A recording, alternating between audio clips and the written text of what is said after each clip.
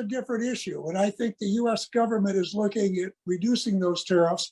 I've said from the beginning that those tariffs don't make economic sense, not good for either country, and is a tax on US consumers and is not good for trade. But I was making a different point. I was making a point that there have been long-standing tariffs on environmental goods and services. And there, I think China needs to do more, because when we've tried to get people together and at the WTA and do things with the WTO and elsewhere to lift environmental goods and tariffs on environmental goods and services, there China has been resistant to eliminating those tariffs. So I think there's more we can do in these areas. And I know they're politically complicated, and I know that the competition and economic competition make it more complicated, but I think that the fight to save our planet is more important. Yeah, absolutely. I think, you know, we need to do both on both sides. I mean, leave tariff on, you know, China, US should do all the same. I mean, that's great, I think the statement that we made here. But also you mentioned about this green Belt and Road. I mean, that's very interesting. You have helping setting the green standard on that. And also Biden has proposed B3W, there's a BRI, there's you know, EU global gateway. I mean, infrastructure, I mean, green infrastructure are probably the need for the future, and we should probably all work together on that. Find something together to work on. That's extremely important, because the world needs hundreds of billions of dollars, maybe trillions of dollars in infrastructure. But how that, and no NGO likes to see infrastructure. You know, they've never seen a dam they like, they never see a road they like, never seen a railroad they like, never seen an oil well, but they all can be done in ways while there's less damage on the environment. And that's another area the Paulson Institute is looked to work with organizations. And I think every development bank, including the China Development Bank, the Exim Bank, all the development banks can do a better job of planning in advance, right? Rather than writing impact statements after the project has already been done to harm the environment, to plan and to figure out how to build the infrastructure so as to do as little damage as possible to the environment. And you know, we haven't talked much about the biodiversity crisis, but I see the biodiversity crisis as being every bit as alarming as the climate crisis, because two of them go together. But the climate crisis is accelerating the destruction of biodiversity and vice versa. And we're seeing species extinction on Earth at 1,000 times the natural rate. So at this rate, 50% of all species on Earth would be extinct by 2050.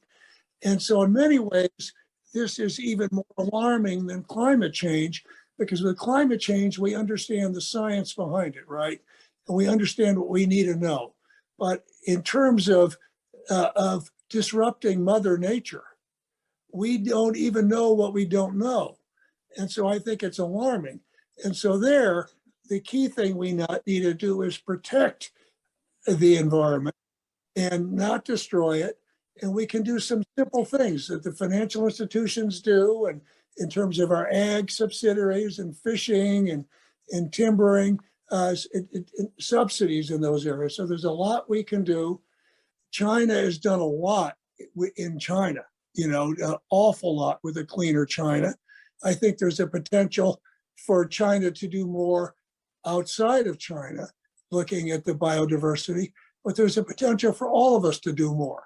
And so this is, again, another area that where there's a global crisis, which I hope really brings people together. And I think COVID has led people to focus more on Mother Nature, right? And so I think that may be an incentive. But again, this is an area where Wang Huiyao has been real leader, and work that he and his foundation have done in terms of restoring mangroves, for instance, which are vital to the ecosystem, protecting coastlines and nurseries for fishes and so on. And so he also has been a leader in this area in China, and we've been pleased and honored to work with him within China on biodiversity conservation. Okay, great. Thank you, Hank, for excellent remarks. Absolutely. I mean, the cooperation between China and U.S. on all those development banks, infrastructure, and biodiversity, absolutely crucial.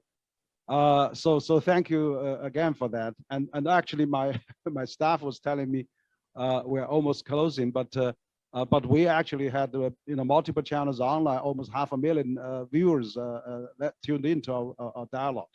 So to conclude, I would like to have both Wang Shi and Hank for your closing remarks. How can we, particularly from business community, NGO sectors, can we work together between China and the U.S. on those common challenges in the face in the world, and how can we work better, China and the U.S. in terms of those common challenges facing humankind, climate change and the biodiversity, and of course, all those future the catastrophe, economic, recession. So perhaps Wang Shi can conclude that, and I'll have Secretary Paulson to conclude after you. Wang Shi, 你能听见吗？ 好， Thank you. Yeah, listening to the presentation made by Mr. Henry Paulson, I felt the same thing regarding how to better facilitate the cooperation and collaboration between U.S. and China in the future for the common challenges faced by human beings. As a leader of NGO and a leader in the business community in China, I think after China joined WTO, China has been regarded as a market which was open. And at the same time, China is also a very important bridge between the different streams of the flow of the commodities and the services.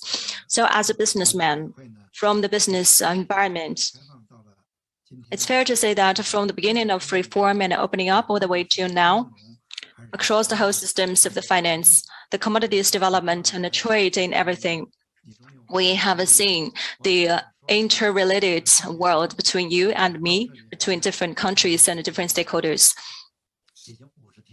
Well, actually, after 50 years of journey of this visit, be it in US or Europe, the MNCs or the companies or SMEs having relations with China's enterprises, especially the SMEs, is very important because MNCs, so you don't have to talk too much about it.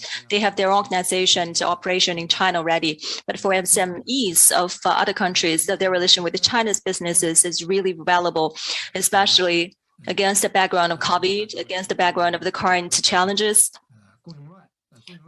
In the supply chain, especially, we have seen the blocking and the disruptions during these years.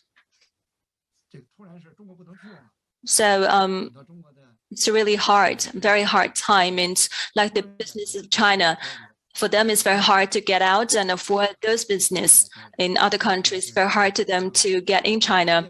So from the emotional perspective, or from the business perspective, it's really hard times. The connection is very important. And we have felt a lot of disruptions in the connections between each other. So the conflict does not come from the trade barriers or the tariffs or the trade conflicts, not that. It's the COVID, it's the pandemic. We have had the same expectation that after COVID is over, we can be connected and reconnected together. So everyone is actually prepared for that moment to come, couldn't wait for that moment to come. So after so many years of the connections,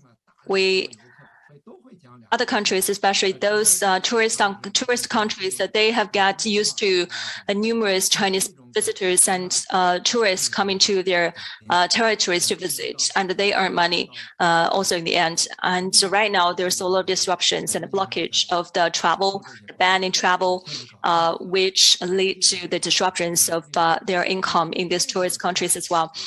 So a lot of countries, they really in the great need of China's investment. the international investment and international assistance in some less developed countries is also very important. So we need to reopen.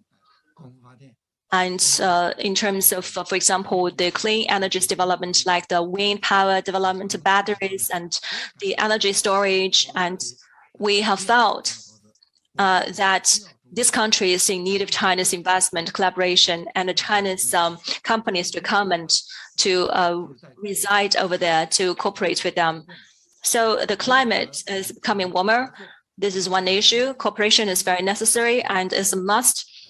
And this must actually is beyond the need for conflicts. We have to join hands, and we have to set aside the conflicts of the interest. Like Paulson has said that the biodiversity conservation is equally important as climate change issues.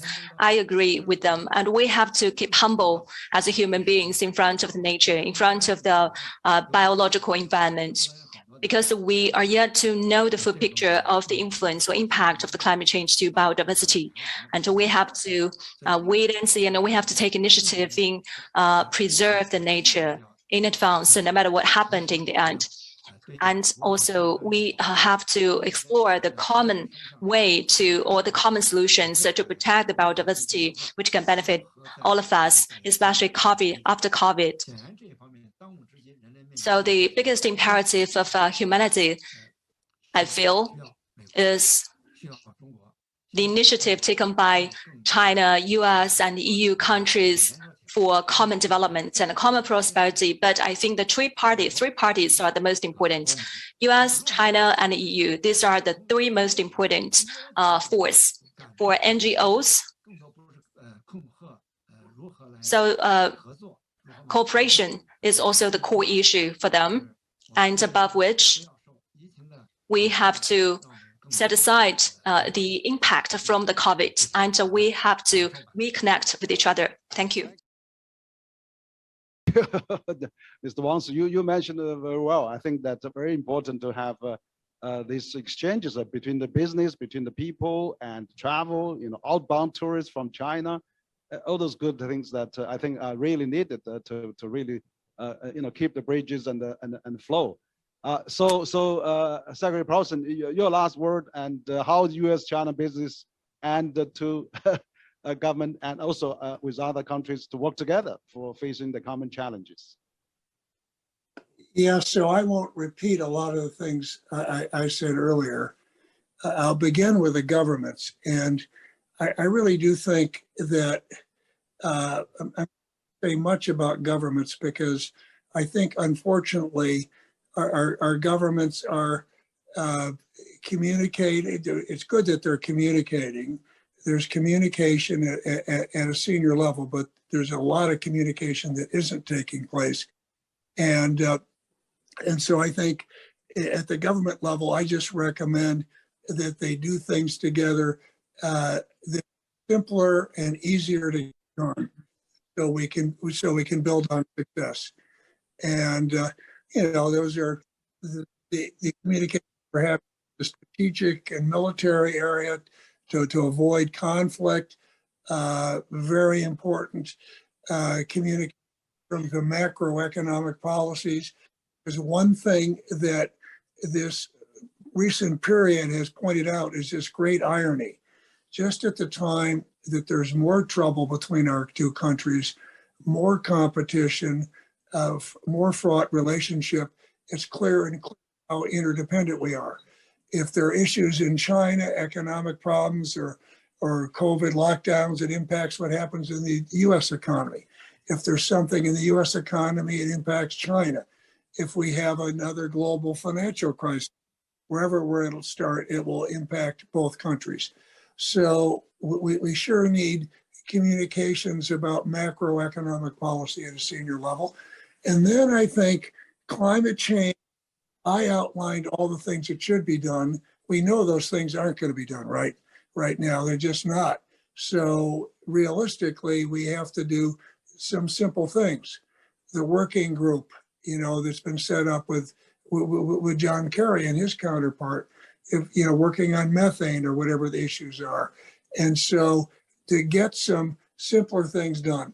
And then I come back to the private sector because I can be very negative. Even if I get outside of Goldman Sachs, or excuse me, if I get outside of what's going on with between the United States and China and all the conflict and fraught relationship, just looking at globally, we're not doing the things we need to do to meet the climate crisis. But the good news is what you see in the private sector, because what we've seen is due to a lot of innovation there. We've seen the cost of renewables come down so they're competitive, right? So in half the world economies, if you have scalable wind or solar, it's competitive with, and in many cases better than coal or, or gas.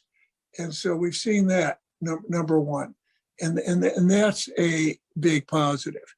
And then what we're seeing is financial institutions are putting pressure on companies to take action. Their investors are, and their customers are. The people are, the American people, the Chinese people around the world want to see progress. And so businesses are innovating at a faster rate than I've ever seen. And I've probably talked in the last year with the CEOs of 80 global companies from all over the world.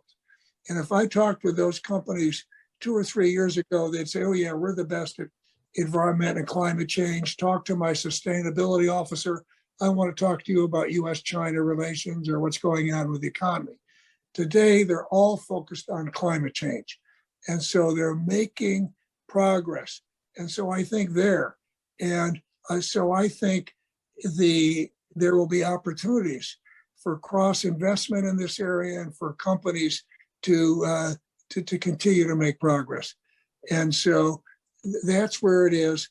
But right now, I think that there's going to be a limit to what we can do and to make a lot of progress as long as the Russian, Ukraine, Russia is continuing to invade Ukraine. So I think that's going to be, that's doing a lot to disrupt the global economy. But overall, there's plenty of things we can do, and it's very good and applicable that you had Wang Huiyao on this discussion.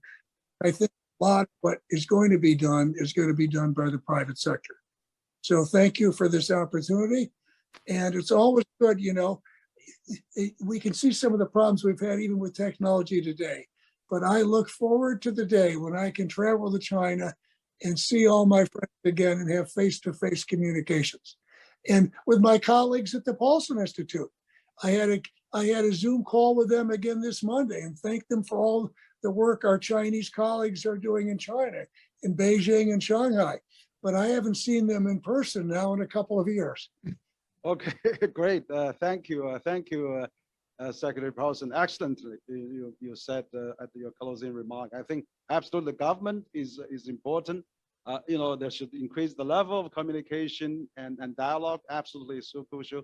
And you emphasize the business. I mean, business is crucial. I mean, absolutely important with all the multinationals, private sectors, SME, and all the NGOs. So that's great message both of you have outlined today. I really appreciate all the great contribution you made.